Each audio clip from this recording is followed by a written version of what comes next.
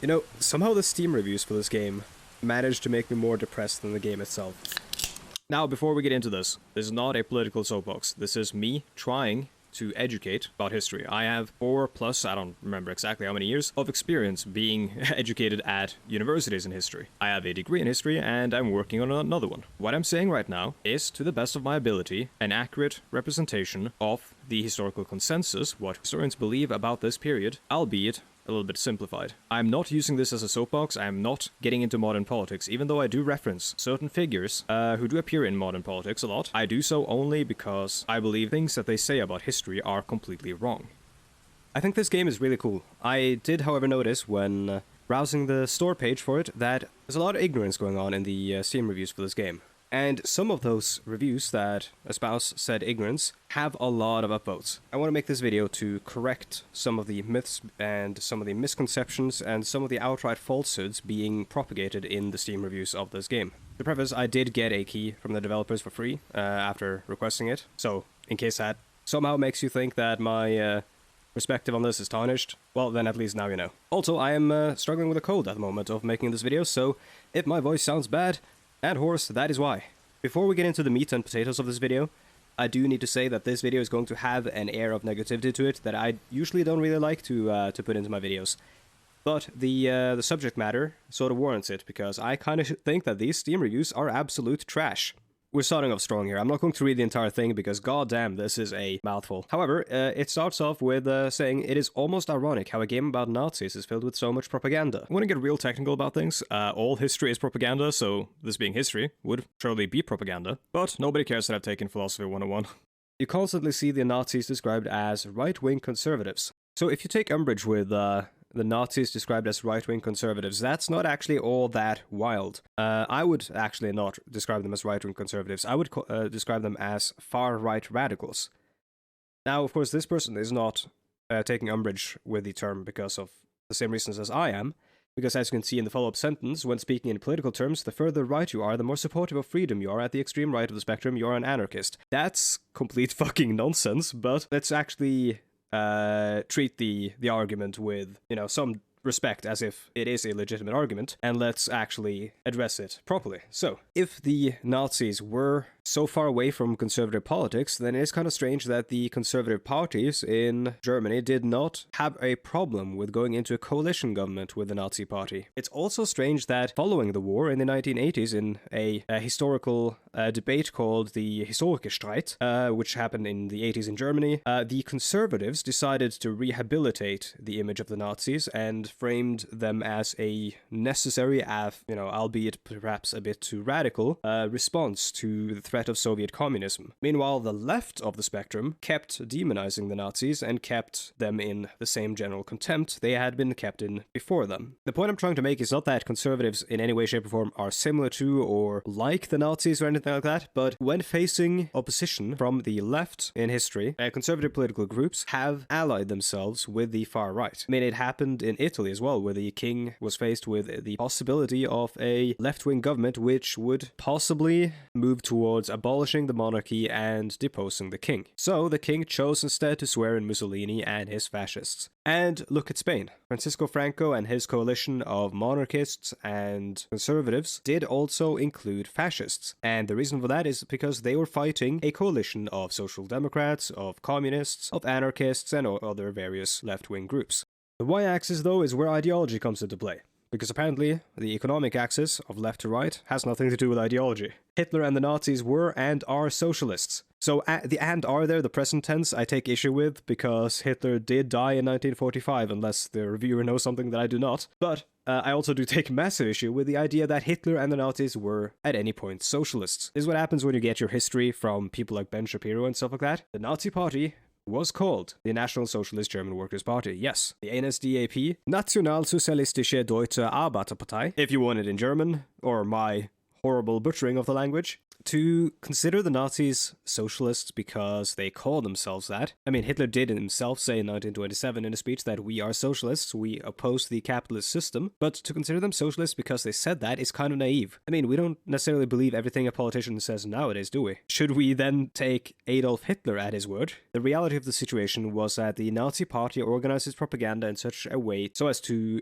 portray themselves as champions of the workers. And at the time, the champions of the workers were socialists, generally. They were very popular among the lower middle class and lower class. And because of this, since the German Nazi Party was trying to erect a mass movement, they co-opted the socialist expressions, their symbols, and so on and so forth, and used them in order to create their desired mass movement. This is an excerpt from a speech that Hitler gave in 1922, where he mentioned the subject of socialism. Whoever is prepared to make the national cause his own, to such an extent that he knows no higher ideal than the welfare of the nation, whoever has understood our great national anthem, Deutschland über alles, to mean that nothing in the wide world surpasses, in his eyes, this Germany, people and land.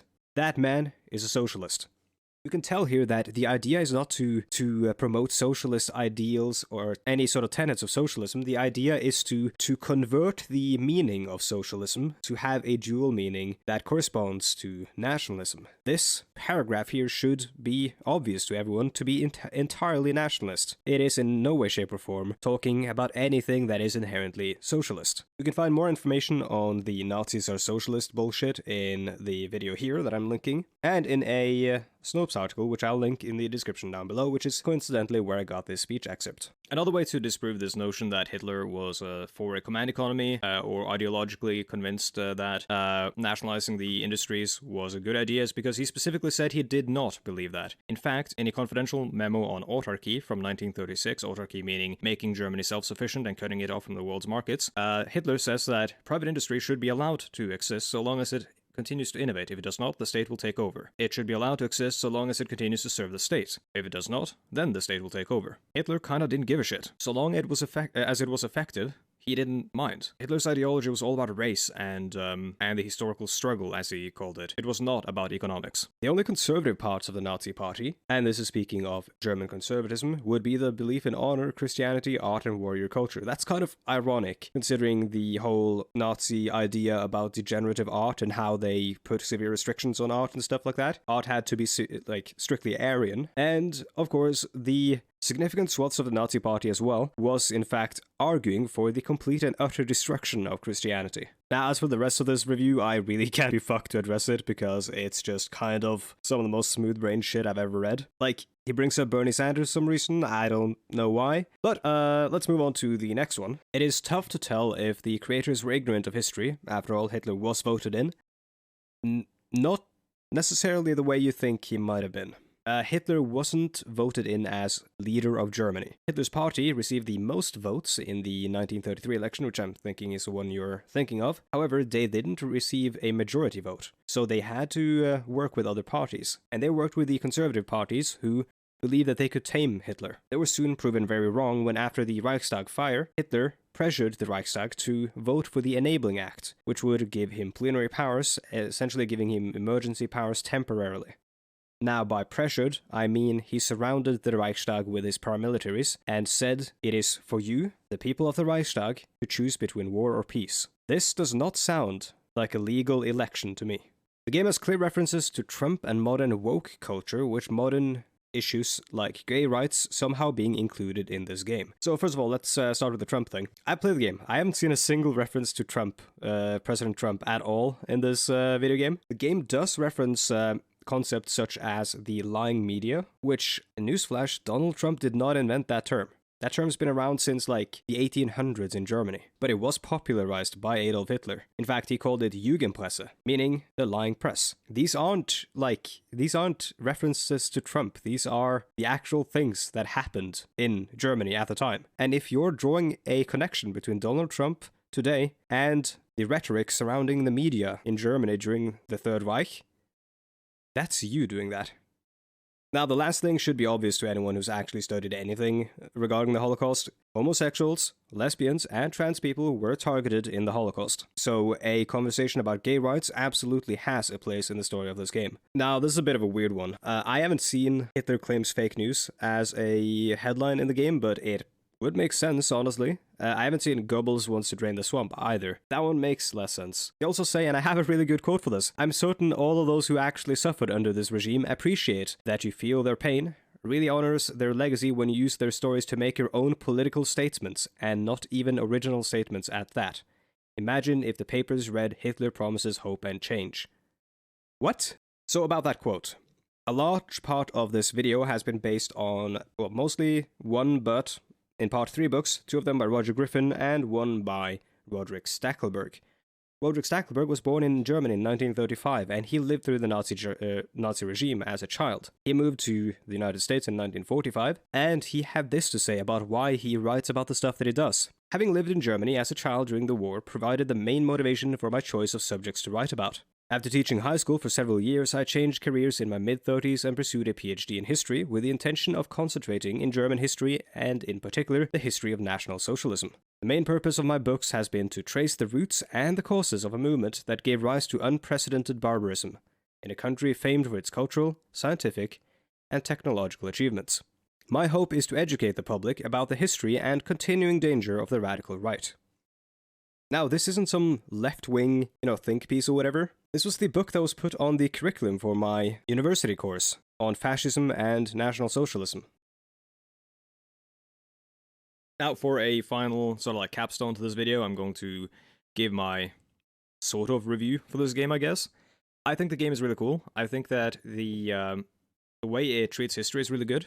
I think that it is a great tool for teaching, but as a game, I do think that it kind of falls flat. It's got some cool management mechanics and some like resource management that have a lot of interactive parts and whatnot, but I kind of wish that you were doing more and that the game was rewarding you for the things you were doing a bit more.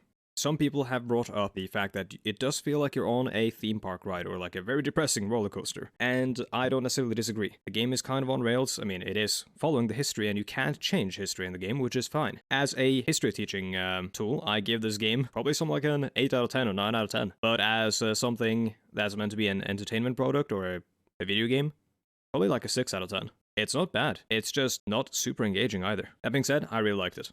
I know this is a little bit different from my usual videos. I mean, this channel is sort of history-oriented, but I haven't actually done any videos that talk about myths or actually educating people in history.